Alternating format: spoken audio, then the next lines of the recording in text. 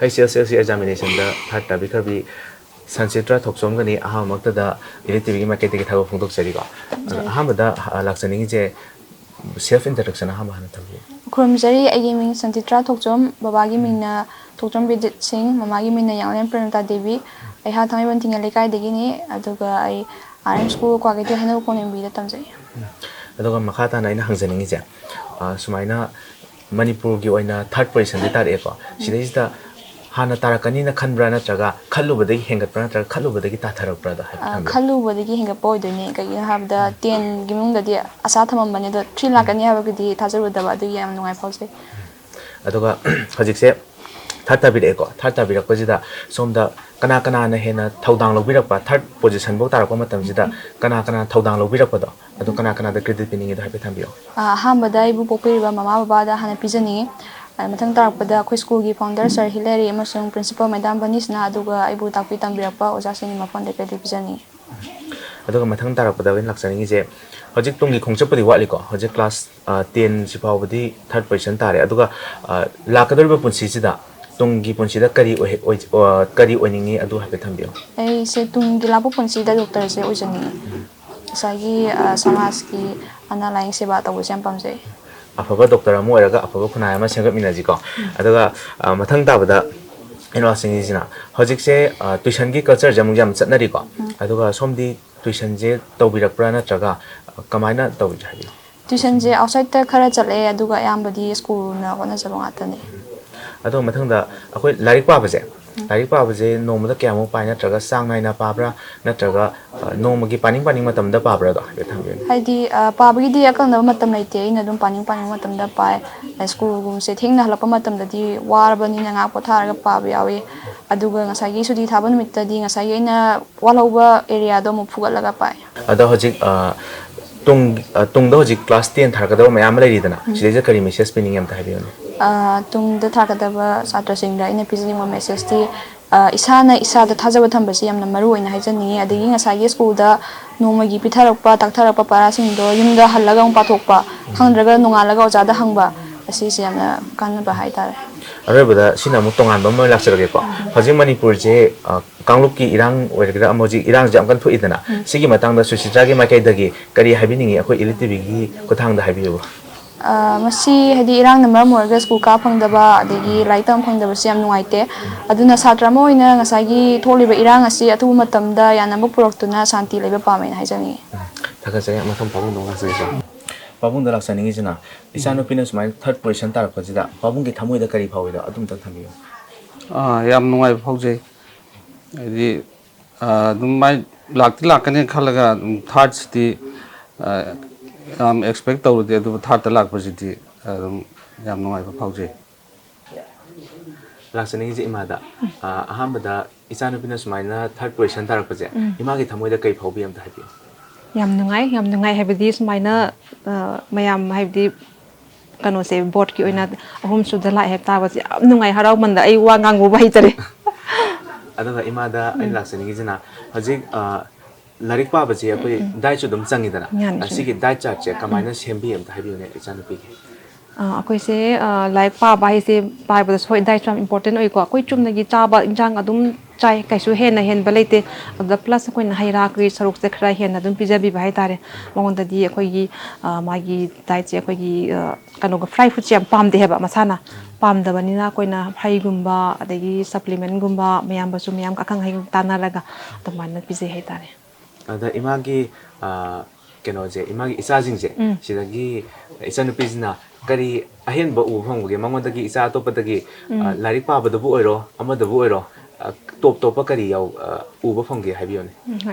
hoi moi machim na homni ko mane yai mani ado ma ngonda haise magi laik pa be haina bise asidi aina haibdi aduki matik aina isa thagalen harakani ba mangonda ngang ningai leite larik pa ba ise mai hobby ne ba ado aina haye nang laik pa ba si hemandra haiba ama hobby apam bai ba sidi apam ba si wa ba leite bani haiba asi aina wakan de kangi o ma larik pa ba ise magi apam bo oire haiba se ina adu magi answer du ne khang bangam ki ba pa ba ise magi dum apam bo oire heba ima aduga hojikse tuition ju chatabadi yadeko aduga hojikse chatnabi ama oina tuition yamna chatlaga hena phabagi mong da ama chatnara ibase sigi matang da kari haibini haibi ai disimakti tuition yamna chatlaga like yam haini haibagi jide idi pamde ko hoi tuition di chatabadi yade maramdi koina satrani oja guru dagi tambai basi mahusani adu isagi hona jaba su ai yam important oyena khale adu tuition yam chalaga yam haini haibasi gi di ai miyam gi wakhani ko ai wakhan di simadi pamjade tuition ju chapad darkar lei maramdi akoina khangdaba saruk to oja da hangba yar ke di self study yam pame masana pajaba itare ko koi khangdaba ju khangnam hona ba ani khangdra kandana koi oja sa tanaraga sara ai sima khangde kamai to ko pa haibase sima in pame sumaina pabungda hangjani se sumaina tawdana isana pina manipur pumbagi oina third position ta ko je samuida kari phobi akhoi hौना मा कन होना जबदुदा position am dile khoda khangmane dula inter hayo ga ngai je na sum ngai ko ndu ngasi thaba halakpada haido ne di ayukta tarabane da haido wa yum yorokpada tha position phange da akoi am harau da ma yam ngai ba phungdu mina ba hai tare ko yam ne kai ni la na sa nung thak na khoi harau je aduga matung da su phaba ma waila ba khoi kan hon haninge phaba mi wo haninge ai de nong pa ya ma yu san ti hanni mana ora mathak ta mo am le mana san ti da hanni duga mai hum ko du ya mani afaba ma mi wo haninge masana pa mo da chalani hai tare nasai pabung keno je sajita je keno doctor eningi di hai ko ada pabung ju doctor obanina mana doctor eningi je pabung gi afaba je uraga oiningi jala adu hoi akoi wa na horai ko le ban ko da bam changi ko akoi ju se gi ma selection phana doctor tamna de ya dili da em saga lai tamakpa koi ka hai ho na bakan da ya pote ko adu pajai saba to hai tare ko mai ba mathang wo to na ko wa na pajai saba to hai tare ko pabung da mathang da hangjani je akoi hojik je tuition gi culture je adugi matik mayam je tuition yamna chatlaga hena phani haibagi mong ama unarak je sigi matang da haitang phungdok tuition ji akoi matam da chalakte adugo hojik ti am competitive oi na school da tam je amana suti thadokpa dagi adu amaga yamna syllabus cover tawdaba dagi aigi subject ta khara chapter khara sondho boli da adum bagi tathok tasin to bagi tuition to bodi tangai phadana to da ka wain khale keno like si chai choposi full around the year si tamba phangdre ba suti khara adi manipur si komai phuyong yam libo khopa ana school ji akogi wai curriculum hai tare ko syllabus si cover tong da ba adum gi waja tana da tuition kha to bosti ai essential wain khale adum thakta akogi school ta isina wajana la aga takpani aduga magi tohung takpa like to de aduga tuition to bosi na like to da ba atopa extra leidana curricular ma du khra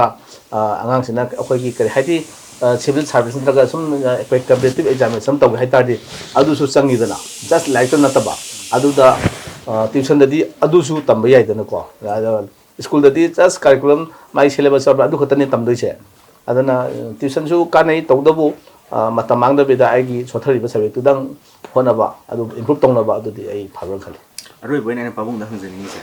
hojik se lamdam asida irang ju thoi ko sigi irang jina akoi manipur da riba satra kaya amagi keno je akoi gi punsi je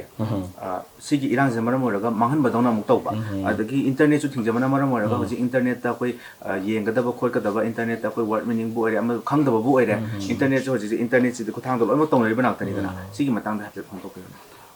manipur da hoji ki akoi hoi irang sida ko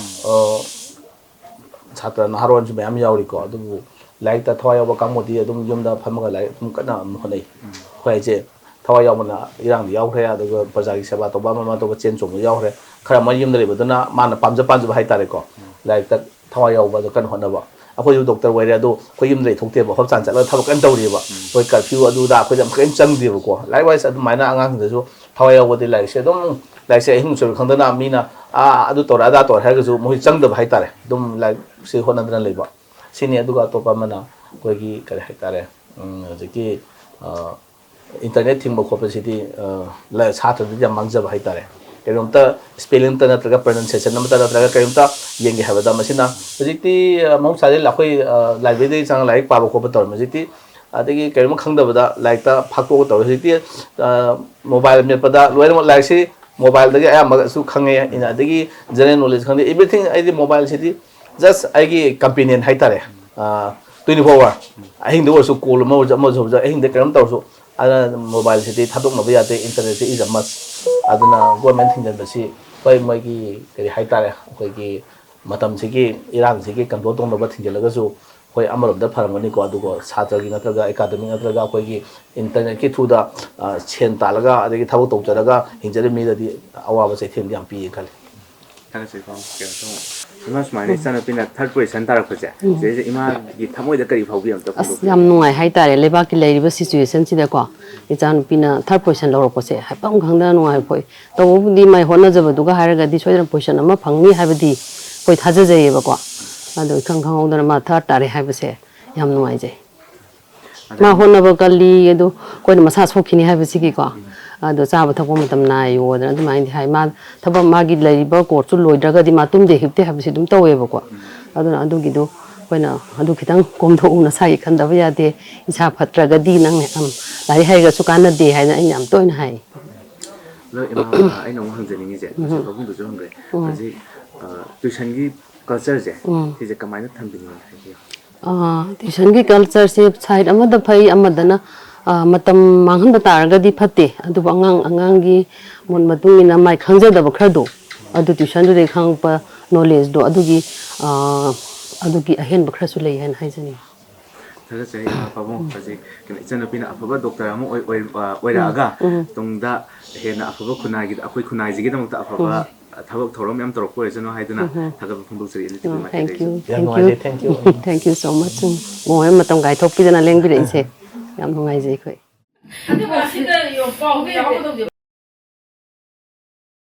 ꯃꯣꯔꯅꯤꯡꯗ ꯇꯥꯗꯣꯏꯔꯥ ꯑꯩ class ꯅꯁꯔꯤꯗꯒꯤꯅ class 6 ꯐꯥꯎꯗꯤ ꯁꯦꯟ zone ꯅꯝꯕꯣꯜꯒꯤꯗ ꯇꯝꯖꯔꯛꯑꯦ ꯑꯗꯨꯒ class 7ꯗꯒꯤꯅ class 10 ꯐꯥꯎꯅ RMꯗ ꯇꯝꯖꯩ ꯆꯠꯄꯗꯤ ꯍꯞꯇꯥꯃꯨꯛꯇꯤ ꯍꯧꯔꯝꯃꯦ ꯑꯗꯨꯒ ꯍꯥꯏꯗꯤ ꯁ꯭ꯀꯨꯜꯗ ꯑꯣꯏꯅ ꯑꯦꯛꯁꯇ꯭ꯔꯥ ꯀ꯭ꯂꯥꯁ ꯇꯧꯕꯒꯤ ꯐꯥꯖꯤꯜꯂꯛꯄꯗꯒꯤ ꯇ꯭ꯌꯨꯁꯟꯁꯦ ꯂꯣꯏꯅ ꯇꯣꯛꯊꯣꯛꯑꯦ ꯑꯗꯨꯒ ꯁ꯭ꯀꯨꯜꯗ ꯑꯣꯏꯅ ꯑꯗꯨꯝ ꯑꯦꯛꯁꯇ꯭ꯔꯥ ꯀ꯭ꯂꯥꯁ ꯑꯣꯖꯥ ꯀꯧꯔꯒ ꯑꯗꯨꯝ ꯇꯧꯔꯦ ꯑꯗꯨꯒ ꯂꯥꯏꯔꯤꯛ ꯄꯥꯕꯒꯤ ꯑꯣꯏꯅꯗꯤ ꯑꯩꯗꯤ ꯑꯀꯛꯅꯕ ꯄꯨꯡꯗꯤ ꯊꯝꯗꯦ ꯍꯥꯏꯗꯤ ꯋꯥꯔꯒꯗꯤ ꯑꯗꯨꯝ ꯇꯣꯛꯊꯣꯛꯑꯦ ꯑꯩꯅ ꯄꯥꯅꯤꯡꯕ ꯍꯩꯅꯤꯡꯕ ꯃꯇꯝꯗ ꯑꯗꯨꯝ ꯑꯗꯨ ꯈꯛꯇ ꯄꯥꯖꯩ ꯑꯗꯨꯝ ꯆꯥꯅꯩꯅ ꯈꯜꯂꯦ ꯑꯩꯕꯨ ꯇꯥꯛꯄꯤ ꯇꯝꯕꯤꯔꯛꯄ ꯑꯩꯒꯤ ꯑꯣꯖꯥꯁꯤꯡ ꯁꯥꯔ ꯐꯥꯎꯟꯗꯔ ꯑꯃꯗꯤ ꯃꯦꯗꯥꯝ ꯄ꯭ꯔꯤꯟꯁꯤꯄꯥꯜ ꯑꯗꯨꯒ ꯑꯩꯒꯤ ꯑꯣꯖꯥꯁꯤꯡꯒꯤ ꯃꯅꯥꯛꯄꯨ ꯌꯧꯍꯟꯕꯤꯔꯤꯕ ꯑꯩꯒꯤ ꯏꯃꯥ ꯏꯄꯥꯗꯨꯁꯨ ꯄꯤꯖꯅꯤꯡꯉꯦ ꯃꯈꯣꯏꯁꯤꯡꯗ ꯁꯥꯏꯟꯁ ꯁ꯭ꯇ꯭ꯔꯤꯝꯗ ꯆꯠꯆꯒꯦ ꯈꯜꯂꯤ ꯒ꯭ꯔꯦꯖꯨꯑꯦꯁꯟꯗꯤ ꯃꯦꯗꯤꯀꯦꯜ ꯂꯥꯏꯟꯗ ꯆꯪꯉꯒ ꯗꯣꯛꯇꯔ ꯑꯣꯏꯒꯦꯅ ꯈꯜꯂꯤ ꯑꯩꯈꯣꯏꯁꯦ ꯀꯣꯔꯣꯅꯥꯗꯒꯤ ꯑꯃꯨꯛ ꯑꯩꯁꯦ ꯑꯩꯈꯣꯏꯒꯤ ꯕꯦꯠꯁꯦ ꯍꯥꯏꯇꯥꯔꯦ ꯀ꯭ꯂꯥꯁ 8ꯀ 9ꯒꯁꯨ ꯇꯝꯍꯧꯗꯕꯤꯗ 10ꯁꯦ ꯀꯥꯔꯒ 10ꯁꯦ ꯊꯥꯕꯅꯦꯕ ꯑꯗꯨꯗꯨꯅ ꯍꯥꯏꯗꯤ ꯐꯥꯎꯟꯗꯦꯁꯟ ꯌꯥꯎꯍꯧꯗꯕꯒꯤ ꯌꯥꯝꯅ ꯋꯥꯕꯗꯣ ꯑꯣꯏꯈꯤꯌꯦ ꯑꯗꯨꯅ ꯍꯧꯖꯤꯛꯁꯨ ꯑꯃꯨꯛ 11ꯁꯦ ꯃꯤ ꯃꯌꯥꯝꯅꯗꯤ ꯂꯨꯏꯌꯦꯅ ꯍꯥꯏꯅꯩꯌꯦ 11ꯒ 12ꯀꯁꯦ 11 ꯍꯦꯟꯅ ꯂꯨꯏꯌꯦꯅ ꯑꯗꯣ ꯁꯤꯁꯨ ꯑꯃꯨꯛ ꯃꯇꯦꯛ ꯃꯇꯦꯛ ꯇꯝꯕ ꯍꯧꯔꯒ ꯇ꯭ꯌꯨꯁꯟ ꯆꯠꯄ ꯍꯧꯔꯁꯨ ꯑꯗꯨꯝ ꯍꯥꯏꯗꯤ ꯐ꯭ꯂꯣ ꯅꯥꯏꯅ ꯆꯠꯇꯕꯁꯦ ꯌꯥꯝꯅ ꯅꯨꯡꯉꯥꯏꯇꯦ ꯁꯤꯁꯦ ꯑꯗꯣ ꯂꯥꯟꯁꯦ ꯇꯧꯕꯁꯦ ꯌꯥꯝ ꯊꯨꯅ ꯂꯣꯏꯁꯤꯟꯍꯟꯅꯤꯡꯉꯦ ꯃꯁꯥꯗ ꯐꯣꯔꯁ ꯇꯧꯗꯕꯤꯗ ꯍꯥꯏꯗꯤ ꯀꯩꯁꯨ ꯅꯠꯇꯦ ꯑꯦꯛꯖꯥꯝꯁꯦ ꯑꯗꯨꯝ ꯌꯥꯝ ꯌꯥꯡꯅ ꯈꯟꯗꯣꯛꯑꯒ ꯏꯁꯥꯒꯤ ꯑꯈꯪꯕꯗꯣ ꯍꯥꯏꯗꯤ ꯑꯗꯨꯝ ꯁꯦꯡꯅ ꯍꯣꯠꯅꯍꯟꯅꯤꯡꯉꯤ ꯕꯥꯗꯤ ꯑꯗꯨꯝ ꯊꯕꯛ ꯆꯠꯈꯤ ꯑꯗꯨꯒ ꯍꯥꯏꯗꯤ ꯑꯩꯒꯤ ꯂꯥꯏꯔꯤꯛꯀꯤ ꯑꯣꯏꯕ